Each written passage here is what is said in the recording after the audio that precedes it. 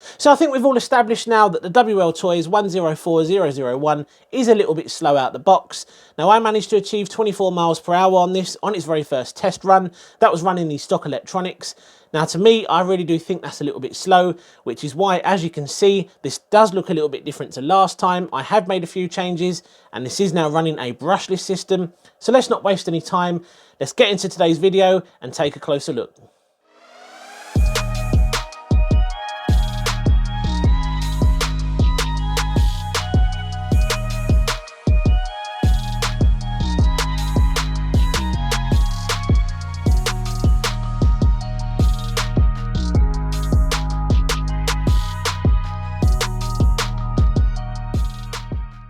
Welcome back to the channel. So yes, we are going to be taking a closer look at my WLTOYS 104001 brushless conversion, and it does look a little bit different, as you can see. Now, the reason I've actually done this is because it did feel a little bit slow with the stock electronics, and like I said, we did only achieve 24 miles per hour out the box. Now, a lot of you on the comment section of my review video said you wouldn't actually be getting one of these because it was a little bit slow.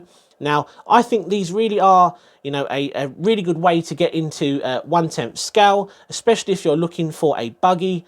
I really don't think you can go wrong with one of these when it comes to build quality. That's definitely noticeable compared to the other buggies, the 144001 and the 124019. The build quality on this one is definitely a lot better. Now, one of the points a lot of people make when it comes to the WLTOYS buggies is why buy a cheap buggy like this to then rip all the electronics out and fit a brushless system?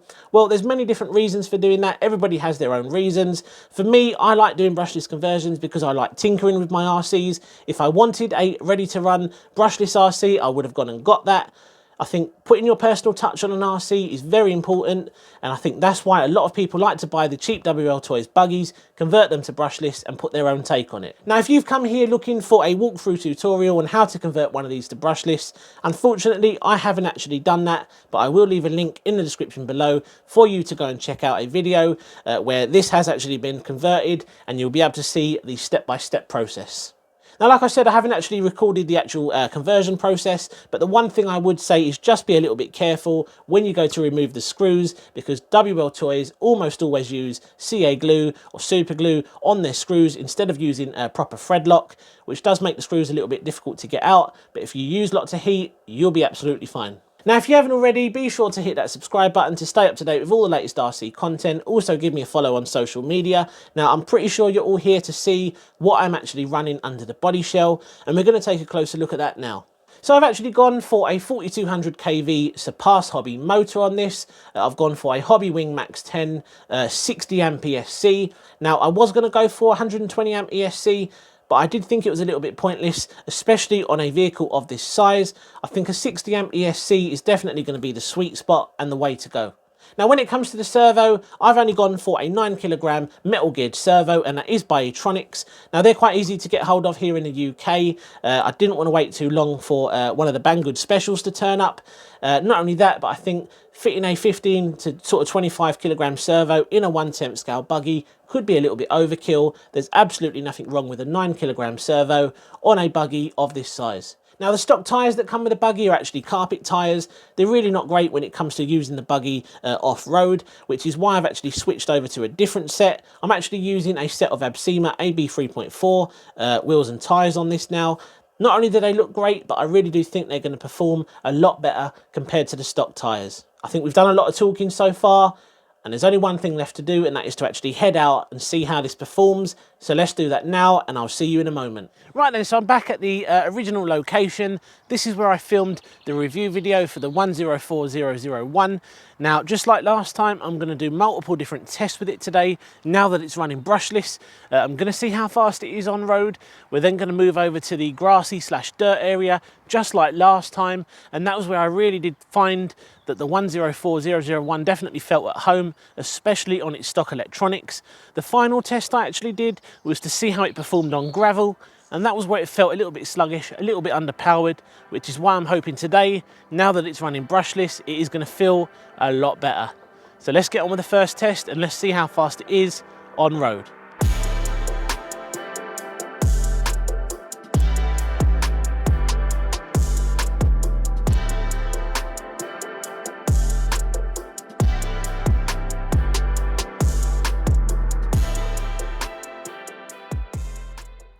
Right, so we've got the GPS set to 0. Let's see what this can do.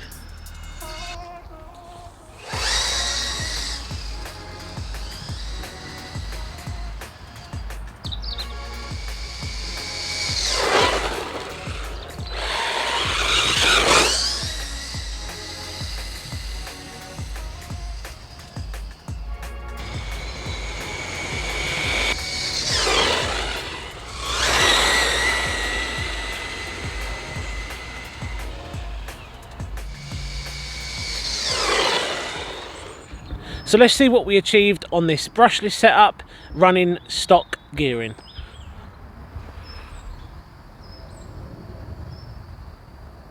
And we've got 33 miles per hour.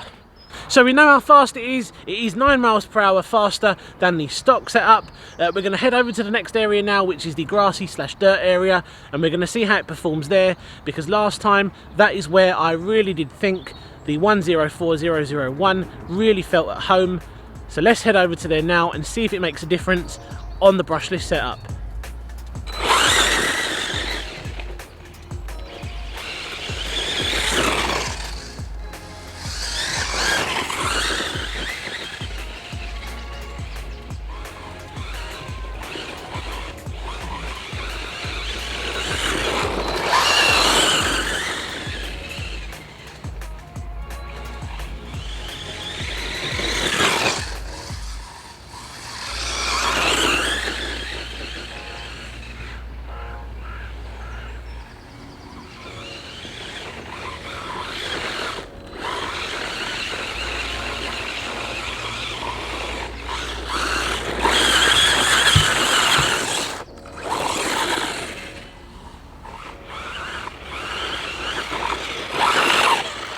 Right then, so yet again a really good successful run, and having the brushless system really does give me that little bit of extra power that I was craving last time. Now running the different tyre setup again is really noticeable, because it is a little bit more grippy compared to the old tyres that this was running, the stock tyres.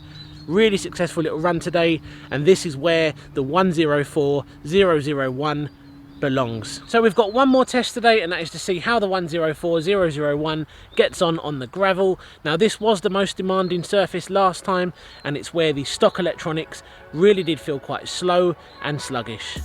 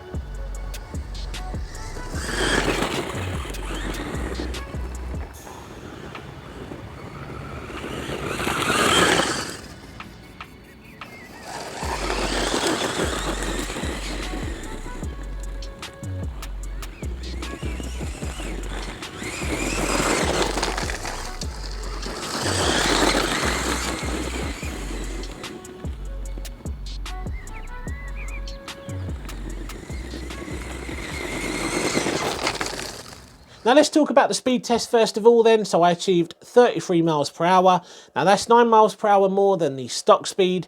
Still a little bit disappointing, but I think it does come down to the fact that this is geared, this is under geared a little bit because we are using the stock gearing. If we was to increase the pinion size a little bit, we may potentially see speeds closer to 40 miles per hour. Now 33 miles per hour, you may be thinking is still a little bit slow, but we have to remind ourselves this buggy is actually intended to be used off-road. It's not necessarily built to be used on-road, even though a lot of people out there do actually convert theirs to brushless. Off-road is where this thing really does shine. Now this brings us on to the next area, which was the grassy/dirt area, and this is where this buggy really does perform very well. It's an incredibly enjoyable little basher, even more so now we're running the brushless setup. Having that extra power there was definitely noticeable.